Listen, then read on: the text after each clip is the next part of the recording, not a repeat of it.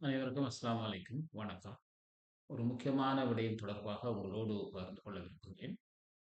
உங்களுக்கு தெரியும் தற்போது கல்வி பொருளாதார உயர்தர பரீட்சையினுடைய பெறுபேறுகள் வெளியிடப்பட்டுள்ளன. மிக சந்தோஷமான விடயம். தங்களது பிள்ளைகளுடைய, மாணவர்களுடைய பெறுபேறுகளை நாங்கள் சந்தோஷ மிகுதியால் அ சமூக வலைத்தளங்களிலே பகிர்ந்து கொண்டிருக்கிறோம்.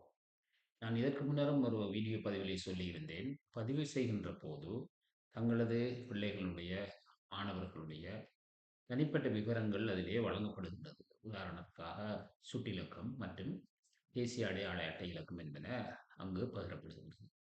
தயவுசெய்து இந்த தேசிய அடையாள அட்டை இலக்கத்தையும், சுட்டிலக்கத்தையும் முடியுமானவரை மறைத்து பதிவு செய்வது மிக பொருத்தம். ஏனென்று சொன்னால், இது பின்காலத்திலே பல்கலைக்கழக அனுமதிக்கு விண்ணப்பிக்கின்ற போது பல்வேறு பிரச்சனைகளை ஏற்படுத்த வழிவகுக்கும். ஏனென்று சொன்னால், சமூகத்தில் உலவுகின்ற எல்லோருமே நல்லவர்கள் அல்ல.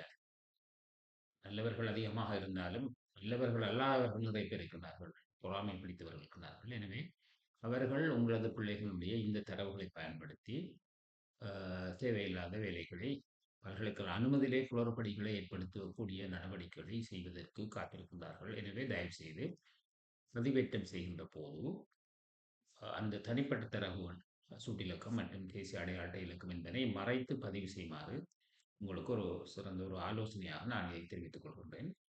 நன்றி.